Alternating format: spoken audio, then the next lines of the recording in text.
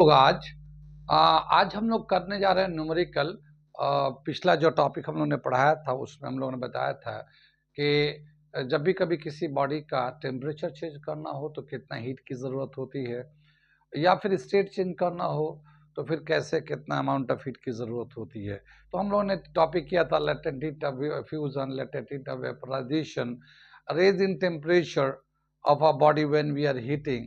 ठीक है, तो इस तरह का टॉपिक से हम लोगों ने डिस्कस किया था। आज हम लोग उस पर न्यूमेरिकल कराएंगे। ठीक, कितनी बात सुन में ही। तो क्या कह रहे थे, कहते करते और सुनते चले आ रहे हैं कि ध्यान में ही ज्ञान है, जो देगा ध्यान उसी को मिलेगा ज्ञान, और जितना देगा ध्यान उतना ही मिलेगा ज्ञान। थोड़ा ध्यान थोड़ा ज्ञान, ज़्यादा ध्यान ज़्यादा ज्ञान, क्योंकि ध्यान में ही ज्ञान है। मैं साबिर अली और आप देख रहे हैं ILCC अलीग क्लासेस, जो अलीगढ़ बेस्ड नीट जेई का रेजिडेंशियल कोचिंग क्लास है।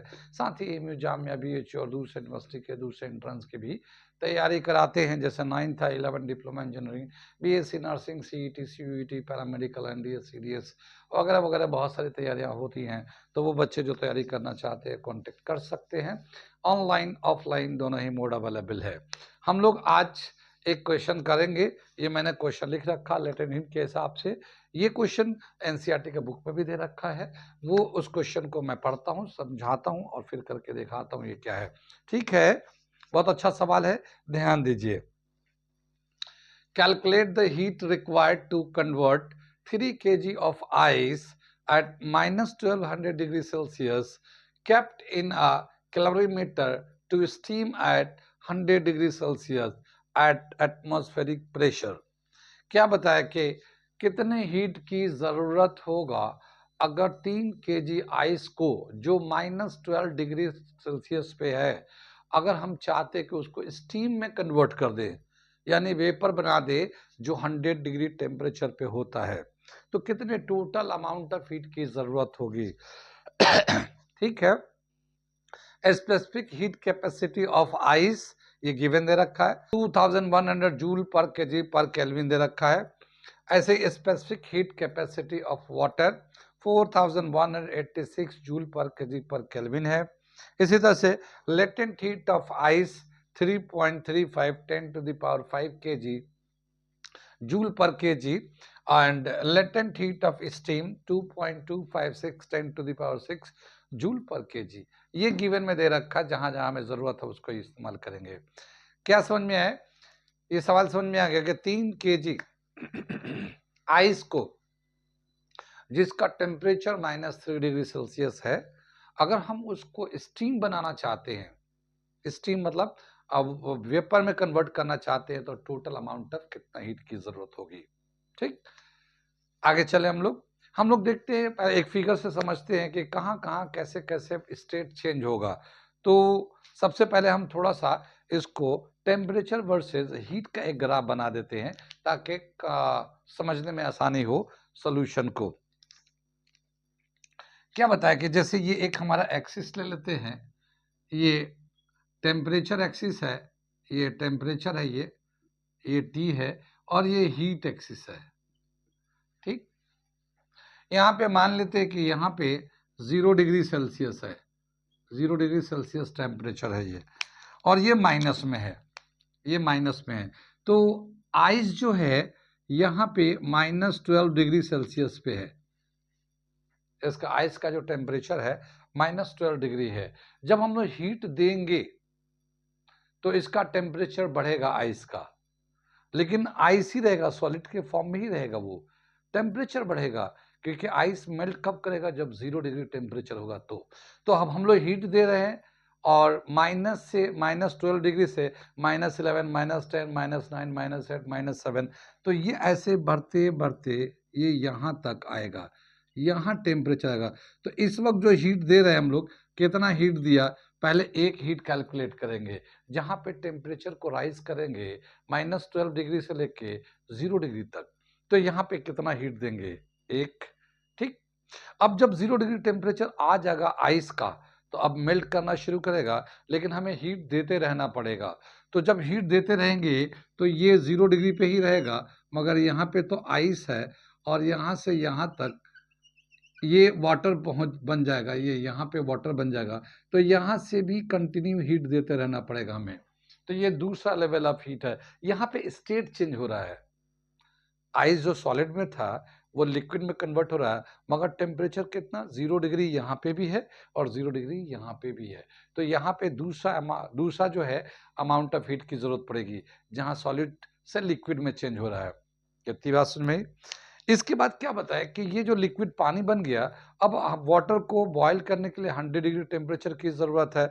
तो अब हीट देंगे तो अब टेम्परेचर राइज करेगा, तो ये टेम्परेचर राइज करेगा और ये अप टू 100 तक, ठीक है, अप टू 100 डिग्री सेल्सियस तक। तो यहाँ पे तीसरा अमाउंट चाहिए जो 0 डिग्री को बढ़ाकर 100 डिग्री तक ले जाए, ठीक। तो जब 100 डिग्री टेम्परेचर आएगा तो यहाँ पे एक तीसरा अमाउंट की जरूरत होगी। अगर हम लोग टेम्परेचर, ठीक है, और फिर यहाँ से जब हीट देंगे तो ये लिक्विड जो ना वेपर में कन्वर्ट होता रहेगा, हीट लेकिन देते रहना पड़ेगा। तो यहाँ पे चौथा जो लेवल है, यहाँ पे, यहाँ तो वाटर है, इसका टेम्परेचर 100 डिग्री सेल्सियस है, और यहाँ स्टीम बनेगा, यहाँ स्टीम होगा, और इसका टेम्परेचर भी 100 डिग्री सेल्सियस होगा, और ये स्टीम में कन्वर्ट होता रहेगा। कितनी बात में। तो टोटल यहां से लेके यहाँ पे 1 2 3 और 4 जगह हमें हीट देना है। अगर हम लोग इसको दिखाना चाहते हैं तो हम लोग हीट को क्यू से दिखाते हैं। तो यहाँ जो हीट दे रहे हैं इसको Q1 ले लेते हैं, यहाँ जो हीट दे रहे हैं इसको Q2 ले लेते हैं, यहाँ जो हीट दे रहे हैं इसको Q3 ले लेते हैं, और यहाँ से यहाँ तक जाने में जो हीट दे रहे हैं वो Q4 ले लेते हैं। यानी टोटल पूरा वाटर को वेपर में कन्वर्ट करने के लिए कितना हीट की जरूरत पड़ेगी। तो ये 4 जगह हमें हीट की जरूरत है। कितनी बात सुन में। आगे चले, यहाँ तक क्लियर हो गया ये। अब चलते हैं यहाँ से, जो -12 डिग्री से 0 डिग्री तक टेम्परेचर राइज करने के लिए हमें कितना अमाउंट ऑफ हीट की जरूरत पड़ेगा, इसे करते हैं हम लोग। पहले इस अमाउंट ऑफ हीट को कैलकुलेट करते हैं, सोल्यूशन करने चल रहे हैं, ठीक है। सोल्यूशन करते हैं हम लोग। देखेंगे इस वाले को लिखते हैं हम लोग, heat required to raise the temperature of ice from -12 degree Celsius to 0 degree Celsius. कितना हीट की जरूरत होगी, तो Q1 हम लोग ले लेते हैं, ये होता है mc delta T.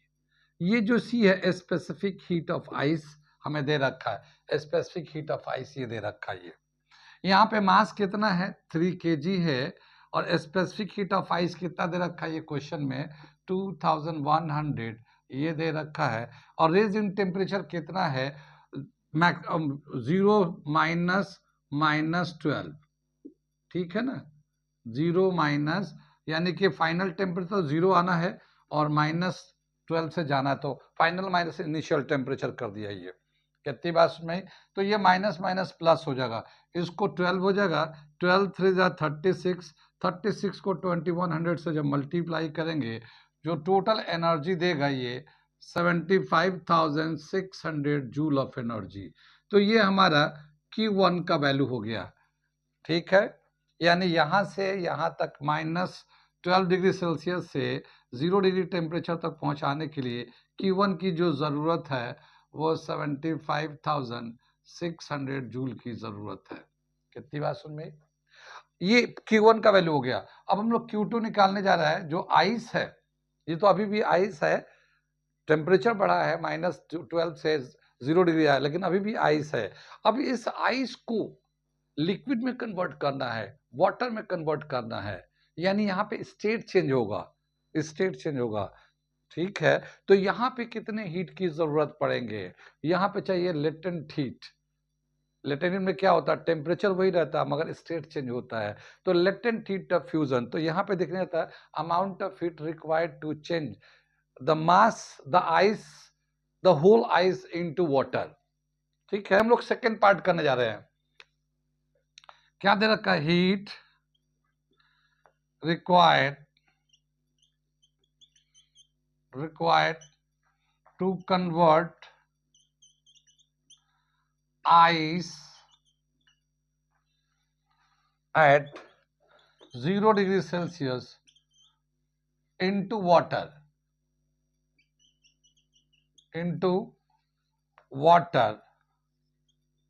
at 0 degree Celsius.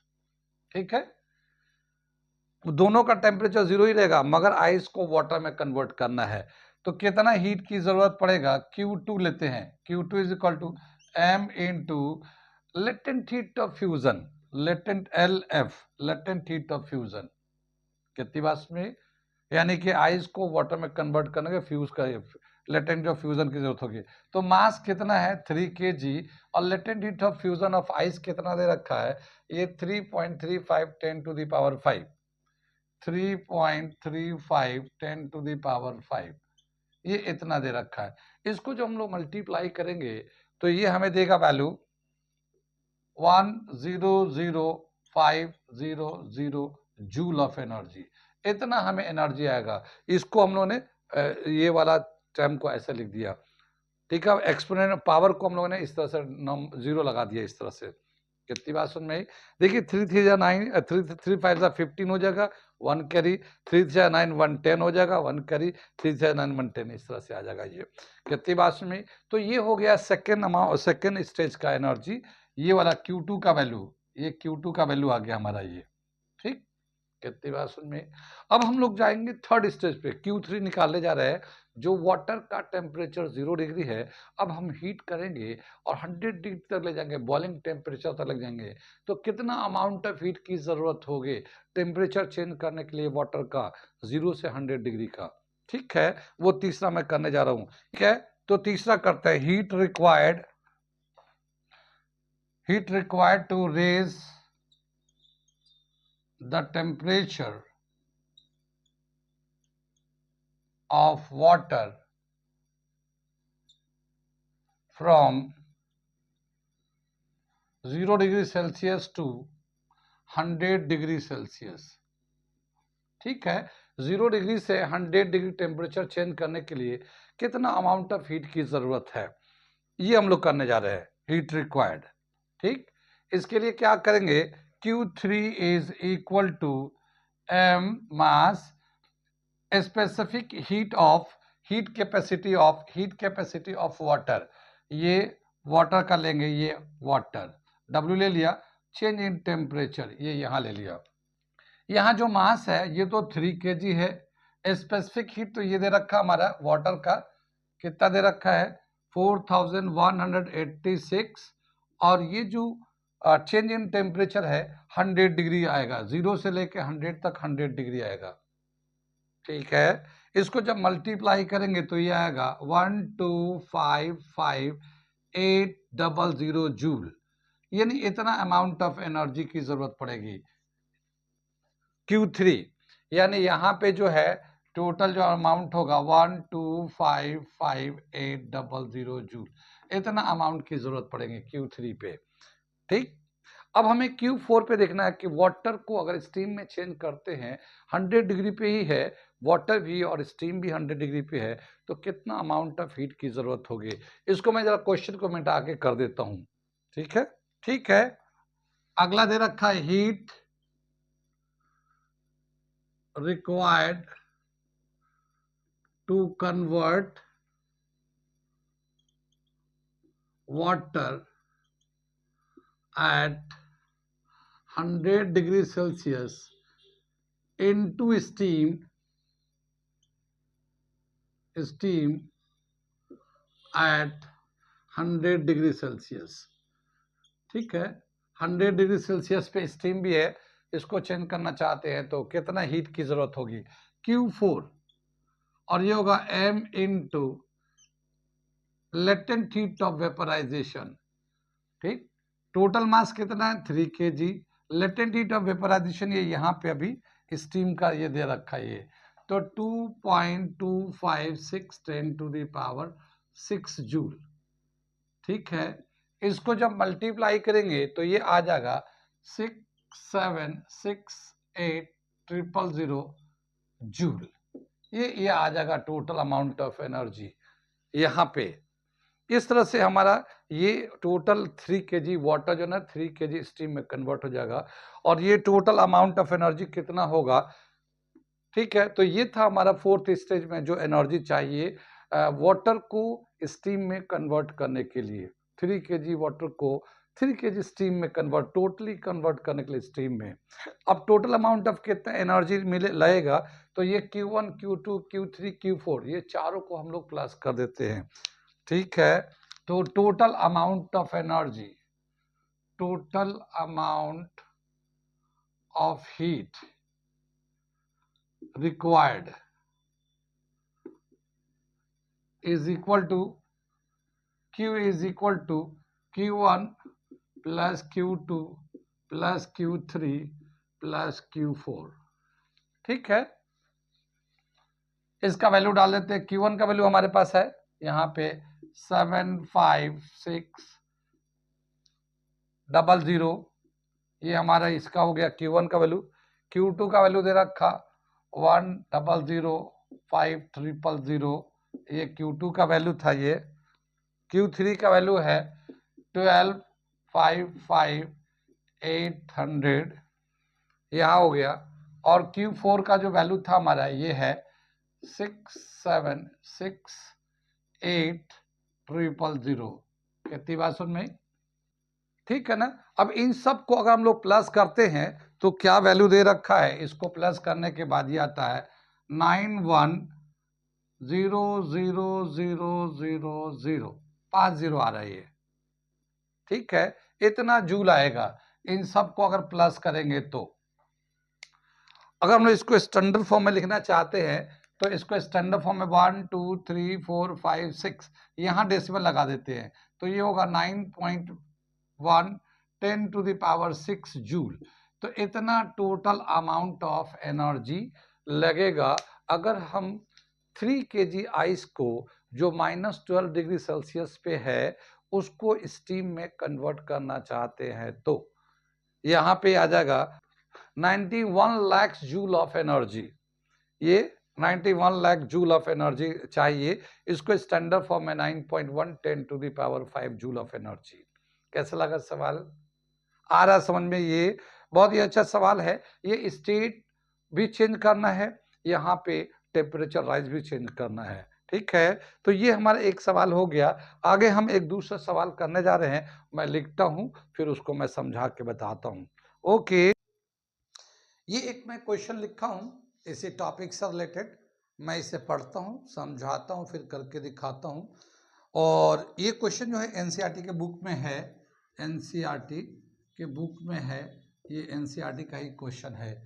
ठीक, क्या दे रखा है, a sphere of aluminium of 0.047 kg is placed for sufficient time in a vessel containing boiling water so that the sphere is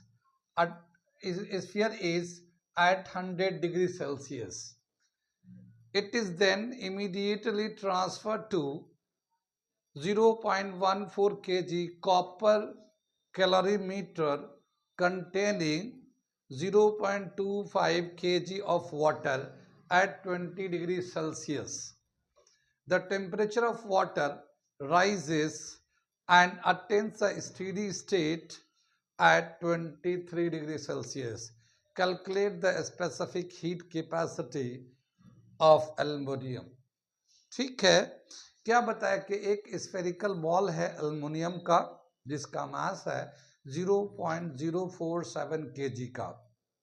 इसको एक बॉइलिंग वाटर में रखा गया काफी देर तक, और उतनी देर तक रखा जब तक इसका बॉल का टेम्परेचर, बॉल का स्फेरिकल बॉल का टेम्परेचर 100 डिग्री सेल्सियस हो जाता है। जब बॉल का टेम्परेचर 100 डिग्री हो जाता है, फिर उसको निकाल कर एक पानी के एक कंटेनर था, कैलोरीमेट्री है, कॉपर का कंटेनर था, कॉपर का बना हुआ कंटेनर है जिसके अंदर पानी रखा हुआ है। तो कॉपर का जो मास है, कॉपर का जो मास है वो 0.14 kg है कॉपर का, और जो उसके अंदर पानी है उसका मास है 0.25 kg मास है और उसका टेम्परेचर 20 डिग्री है। उसमें उस स्फेरिकल बॉल को ला के फौरन डाल दिया गया। ठीक, अब क्या हुआ, जो स्फेयर बॉल था वो तो 100 डिग्री पे था, पानी का टेम्परेचर कितना था 20 डिग्री, तो जाहिर है हॉट बॉडी से कोल्ड बॉडी की तरफ हीट ट्रांसफर होगा, यानी स्फेरिकल बॉल से, जो अल्युमिनियम स्फेरिकल बॉल था उसमें से हीट निकल निकल के पानी में जाने लगा, तो पानी का टेम्परेचर बढ़ेगा। ठीक है, क्या देखते हैं कि पानी का टेम्परेचर बढ़ता है और फिर स्फेरिकल बॉल, अल्युमिनियम के स्फेरिकल बॉल का टेम्परेचर घटता है, लेकिन एक ऐसा टेम्परेचर आता है जहाँ पे स्टेडी स्टेट आ जाता है, और वो उस वक्त जो टेम्परेचर होता है वो है 23 डिग्री सेल्सियस। 23 डिग्री जब स्टेडी स्टेट आ जाता है, यानी वो हीट लॉस कर दिया, जितना लॉस करना था ये गेन कर लिया, दोनों का टेम्परेचर बराबर हो जाता है, और वो स्टेडी स्टेट पे जो टेम्परेचर है वो 23 सेल्सियस है। तो वो अल्युमिनियम बॉल का हीट, स्पेसिफिक हीट कैपेसिटी बताना कितना होगा। वाटर का स्पेसिफिक हीट का लिस्ट में दे रखा है, कॉपर का स्पेसिफिक हीट का वैल्यू दे रखा है। ठीक है, मैं यहां लिख देता हूं जो दे रखा है, specific heat of water and specific heat of copper, वो मैं लिख देता हूं। ये दोनों का specific heat of water CW 4.18 10 to the power 3 joule per KG per kelvin दे रखा है, और स्पेसिफिक हीट ऑफ कॉपर दे रखा 0.386 10 to the power 3 joule per KG per kelvin दे रखा है।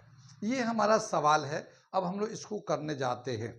ठीक है, एक हम लोगों ने पीछे टॉपिक बताया था कि जो कैलोरीमीटर का जो प्रिंसिपल होता है जिससे हम लोग मेजर करते हैं, heat loss is equal to heat gain, यही तो प्रिंसिपल बताया था।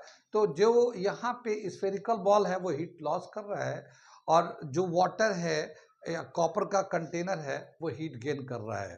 ठीक है, तो उसी को हम लोग करने जा रहे हैं। ये क्वेश्चन तो पूरा बोर्ड भर लिया, तो हम लोग करेंगे कैसे, ये तो बड़ा इशू आ गया।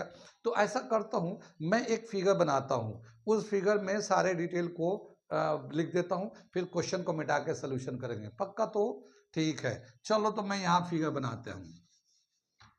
ये देखिए, हमने एक फिगर से इस पूरे क्वेश्चन को बताने की कोशिश किया है ताकि जगह बन सके। क्या है, ये एक कंटेनर है जो कॉपर का है, इसके अंदर ये वाटर है, ठीक, और ये एक स्फेरिकल बॉल है जो अल्युमिनियम का है।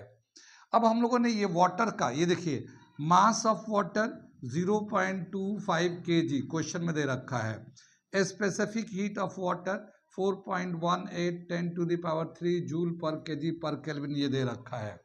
ये तो वाटर का हो गया। ये mass of copper 0.14 kg question में दे रखा है, ये स्पेसिफिक हीट ऑफ कॉपर है। मैंने यहाँ पे एस से दिखा दिया, ये यहाँ मैं CU से दिखा देता हूँ, C से दिखाता हूँ, CU specific heat CU copper कितना है 0.386 10 to the power 3 joule per KG per kelvin. कुछ दिख रहा है तो ठीक है, नहीं दिख रहा तो समझ लो ये तो डेटा है ही है, क्वेश्चन में सब दे ही रखा है। ठीक है, और वो बच्चे जो मेरे वीडियो को देख रहे हैं, अगर उन्हें आता है तो पहले मेरा वीडियो को रोक लो, फिर अपने से सेल्फ करो, करने के बाद देखो कि आपका आंसर हमारे आंसर से मैच करता है या नहीं करता। अगर आपका आंसर आता है तो वेल एंड गुड, अगर नहीं आता तो मैं करा रहा हूँ इसको, आप देखो कि आपका कहाँ पे एरर हो जाता है, और उसको फिर अपने हिसाब से आपको समझ में आएगा। तो इसके दो फायदे हैं, एक तो ये कि आपको जो नॉलेज है उस नॉलेज को यूज़ करने का सेल्फ पहले आपका यूज़ करोगे कि मुझे जितना नॉलेज है उसको यूज़ करो, और फिर उसके बाद अगर आपका कहीं एरर होता है तो आपको जब वीडियो चलाओगे तो आपको पूरा समझ में आ जाएगा कि मैं कहाँ कहाँ गलती कर रहा था, तो उससे आपको उस चीज़ का याद आ जाएगा कि हाँ मैं यहाँ देखो यहाँ गलती करता, यहाँ गलती कर रहा था। तो इसका बेनिफिट ये है कि जितना भी मैं आज या कल या पिछले दिनों में जो भी मैंने वीडियो बनाया है, न्यूमेरिकल कराया है, तो वो सभी बच्चे जो हमारे वीडियो से न्यूमेरिकल सीख रहे हैं, पहले पॉज करें वीडियो को न्यूमेरिकल पे और फिर उसको सॉल्व करें। जितने भी पुराने वीडियोस में हमने न्यूमेरिकल बनाए हैं, अगर आप देख रहे हैं तो अगर पिछले वीडियो में जाकर देखना चाहेंगे कि लाओ मैं इनका पिछला वीडियो भी देखूं, तो हर न्यूमेरिकल के साथ आप ऐसा करिए कि पहले सेल्फ ट्राई करिए, देखिए आपसे हो जाता है, बहुत बढ़िया। लेकिन अगर नहीं होता, किसी बात समझ में नहीं आती, तो वीडियो देख के आप अपने आप को सुधार कर सकते हैं और अच्छा आसानी से गेन कर सकते हैं। ये एक बहुत ही अच्छा मेथड है अपने आप को अपडेट रखने के लिए, आप न्यूमेरिकल करने की कैपेबिलिटी को डेवलप करने के लिए। आगे बढ़ते हैं हम लोग। यहाँ तक बता दिए, ये बता दिया, कुछ दिख रहा तो ठीक है, नहीं दिख रहा तो ये डेटा है ये क्वेश्चन में। ये जो वाटर था कंटेनर में, इसका जो टेम्परेचर था टी नॉट से दिखाया, टी नॉट वो 20 डिग्री सेल्सियस था। ये स्फेरिकल बॉल, इसका मास ऑफ एल्यूमिनियम जो दे रखा है 0.047 केजी दे रखा है, और इसका जो टेम्परेचर है T2 से दिखा रहा हूं मैं, 100 डिग्री सेल्सियस है। जब इस बॉल को इसमें डालते हैं तो पानी, ये हीट बॉल लॉस करता है, वाटर गेन करता है, और फिर एक स्टेडी स्टेट पे जो टेम्परेचर आता है वो T1 23 डिग्री सेल्सियस है। ठीक है, अब हमें एल्यूमिनियम का इस बॉल का स्पेसिफिक हीट बताना है। इस बॉल का हमें स्पेसिफिक हीट बताना है। C of aluminium, C of aluminium हमें बताना है कितना होगा। ठीक, तो ये हम लोगों ने पूरे क्वेश्चन को इस फिगर में हम लोगों ने दिखा दिया। अब मैं क्वेश्चन को मिटाता हूं, इसे करके दिखाता हूं। ओके, मिटा। तो आगे हम लोग सॉल्यूशन करने चलते हैं। ये तो दे ही रखा हम लोग, और एट इस्ट हम लोग करते हैं इसको। At steady state,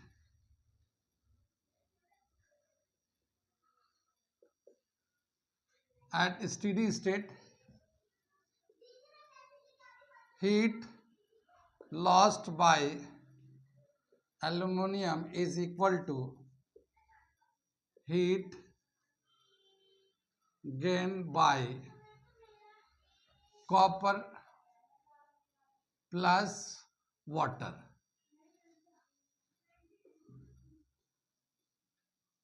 copper plus water, ठीक है ना।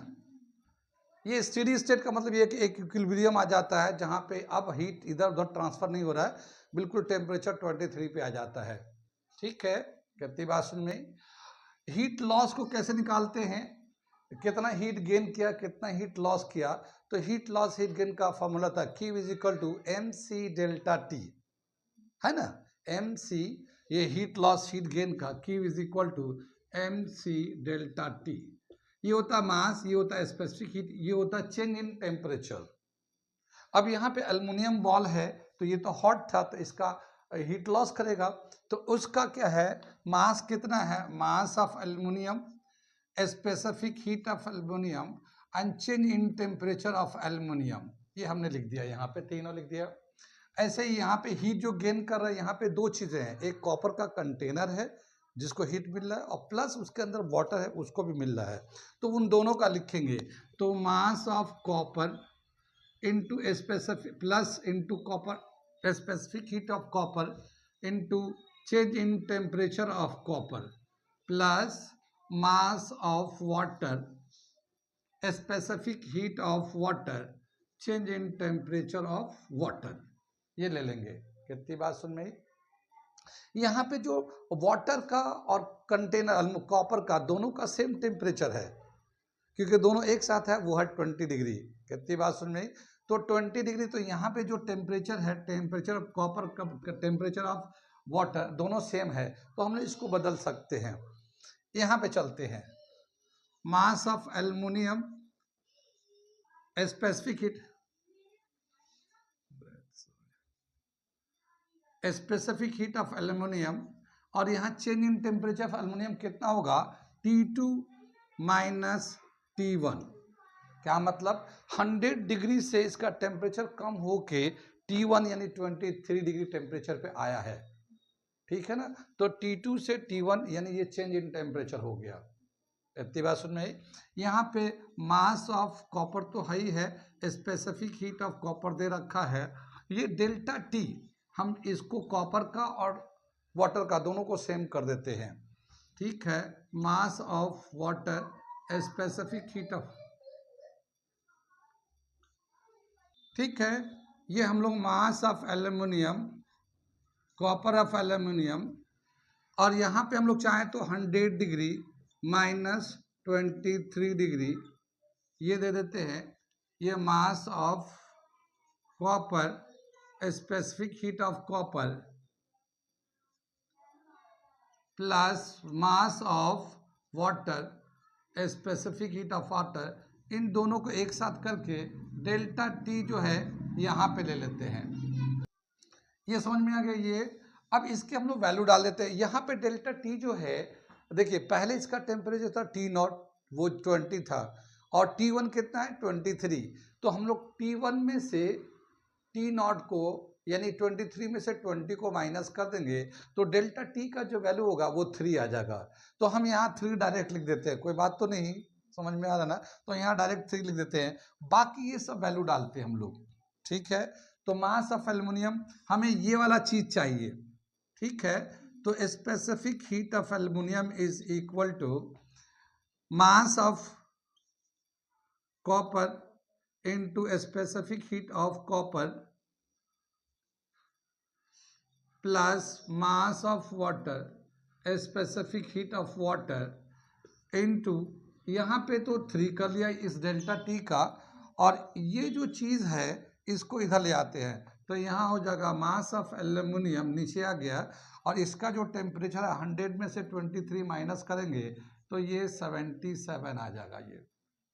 ठीक है, ये हमें वैल्यू निकल के आ जाएगा। अब हम इसका वैल्यू डालते हैं और सिंप्लीफाई कर देते हैं।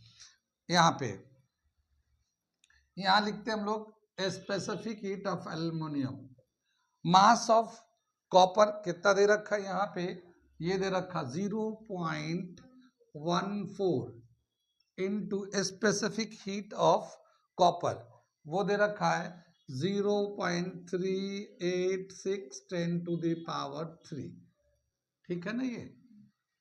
इसी तरह से यहाँ दे रखा मास ऑफ वाटर, वो है 0.25 kg दे रखा है ये, और स्पेसिफिक हीट दे रखा है 4.18 10 टू द पावर 3। ठीक है, ये तो ऊपर का हो गया, और नीचे का मास ऑफ एल्युमिनियम कितना दे रखा है 0.047 इंटू 77, और ये इसको ब्रैकेट में लेके 3 से मल्टीप्लाई कर देते हैं। कितनी बात समझ में आई? ये 10 टू द पावर, देखो ये मल्टीप्लाई में, ये मल्टीप्लाई में, ये 10 टू द पावर 3, ये मल्टीप्लाई 10 टू द पावर 3, तो 10 टू द पावर 3 को बाहर निकाल लेते हैं और फिर इसको मल्टीप्लाई करके ऊपर वाले मल्टीप्लाई करके सम करते हैं, निकालते हैं। यहाँ तक नोट कर लिए, थोड़ा मैं मिटाऊंगा। ये हमारा यहाँ से सिंप्लीफाई करते, इसको मैं थोड़ा सा मिटा देता हूँ यहाँ पे थोड़ा सा। जब हम लोग 0.14 को मल्टीप्लाई करेंगे 0.386 को, तो ये हमारा वैल्यू दे देगा ये 0.05404, ये आ जाएगा इसको मल्टीप्लाई करके। ठीक है, फिर प्लस ये 10 टू द पावर 3 हम बाहर कॉमन ले लेंगे, ये हमारा ये मल्टीप्लाई करके कॉपर का हो गया। अब इस वाटर को मल्टीप्लाई कर दो, 0.25 को 4.18 से मल्टीप्लाई करेंगे तो ये हमें मिल जाएगा 1.045, ये हमें मिल जाएगा। ये 10 टू द पावर 3, और ये 3 अभी भी बाहर है, 3 को अभी भी बाहर रखा हम लोगों ने।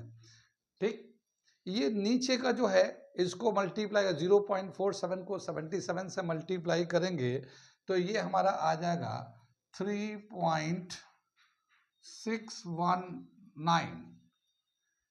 ठीक है, 619। ठीक, इन दोनों को प्लस करते हैं, ये कॉपर का जो मल्टीप्लाई था, इन दोनों को जब प्लस करेंगे तो ये हमें मिल जाएगा 1.09904 इंटू 3, इसको हम लोग 3 को अंदर कर लेते हैं और 10 टू द पावर 3 को बाहर रखते हैं, और ये नीचे आ गया 3.619। ठीक है, अगर इसको 1.09904 को 3 से मल्टीप्लाई करेंगे तो ये जो वैल्यू देगा हमारा 3.29712 अपॉन 3.619 10 टू द पावर 3। कितनी बात समझ में? ये हम लोगों ने इस वाले वैल्यू को 3 से मल्टीप्लाई कर 3.29913 आ गया। ये नीचे का वैल्यू 3.619 ऐसे ही है, 10 टू द पावर 3 है। इसको 3.29 को इससे डिवाइड करेंगे तो ये वैल्यू मिल जाएगा हमारी जगह 0.9110 10 टू द पावर 3। ठीक है, इसको 3.297, ये देखे ना, ये 297 है, ये 3.619 है, तो नीचे का ये वाला नंबर ज्यादा है, तो ये 0.9110 10 टू द पावर 3 के आसपास आ गया। ये हमारा स्पेसिफिक हीट ऑफ एल्युमिनियम चल रहा है, ये एल्युमिनियम का स्पेसिफिक हीट है। तो हम लोग क्या लिख सकते हैं, एल्युमिनियम का specific heat 0.911 10 to the power 3 joule per KG per kelvin, यही तो यूनिट होता है। तो यहां से मैं मिटा देता हूं और यहां लिख देता हूं इसका आंसर। ये आ जाता है स्पेसिफिक हीट ऑफ एल्युमिनियम, जो आता है 0.911 10 to the power 3 joule per KG per kelvin, या फिर ऐसा भी लिख सकते हैं 0.911 kilo joule per KG per kelvin, ऐसे भी लिख सकते हैं एल्युमिनियम का स्पेसिफिक हीट। ये हमारा आंसर आ जाता है। कहाँ कहाँ समझ में आया, कहाँ कहाँ नहीं आया, आया कुछ समझ में, कैसे हम लोगों ने कर दिया। बहुत स्टेप बाय स्टेप हमने पूरा यहाँ कराया था, आप वो स्टेप को समझ लीजिए। और जो जरूरी नहीं कि एल्युमिनियम का स्पेसिफिक हीट, कुछ भी निकालने को आ सकता है, मास निकालने को आ सकता है, स्पेसिफिक हीट ऑफ कॉपर निकालने को आ सकता था, वाटर का निकालने का आ सकता था, मास किसी का निकालने के लिए आ सकता था, या फिर टेम्परेचर कितना इक्विलिब्रियम टेम्परेचर T1 निकालने को आ सकता था। हम लोगों ने जो हॉट बॉडी था उसमें से T2 माइनस T1 लिया था, और जो कोल्ड बॉडी था वहां पे T1 माइनस T0 किया था, हम लोगों ने 3 जो निकाला था, T1 माइनस T0 किया, तो T1 भी निकालने को आ सकता है, कुछ भी आ सकता है। तो ये एक ये तो हमने एल्युमिनियम का निकाल दिया, लेकिन ऐसे और भी बहुत सारे सवाल के लिए ये क्वेश्चन यूज हो सकता है, ये रिलेशन यूज हो सकता है। तो आप लोग उस रिलेशन को स्टेप बाय स्टेप समझिए और उसी तरह से करिए जैसे मैं बता रहा हूँ, ताकि आपको आने वाले दूसरे क्वेश्चन करने में आसानी लगे। ठीक, ऐसा लग रहा है, जैसा भी लग रहा है, अगर आपको अच्छा लग रहा है तो आप सब्सक्राइब कर ले, आपको और अच्छे कंटेंट मिलते रहेंगे। और वो बच्चे जो 11th-12th में हैं वो तो ज़रूर कर ले, क्योंकि उनको तैयारी में हेल्प करेगा। और वो बच्चे जो 8, 9, 10 में हर आने वाले दिनों में नीट जेईई की तैयारी करना चाहते हैं और फर्स्ट अटेम्प्ट में क्रैक करके गवर्नमेंट कॉलेज में जाना चाहते हैं, वो ज़रूर सब्सक्राइब कर ले, क्योंकि उनको कंटेंट भी मिलेगा, प्लान भी मिलेगा, एक्सक्यूशन भी मिलेगा, बहुत सारी चीज़ें हैं जो आपको मिलेगा। और अगर अभी अभी चाहते हैं रजिस्टर करना तो अभी भी कर सकते हैं, बहुत सारे प्रोग्राम चल रहे हैं। Okay, thank you.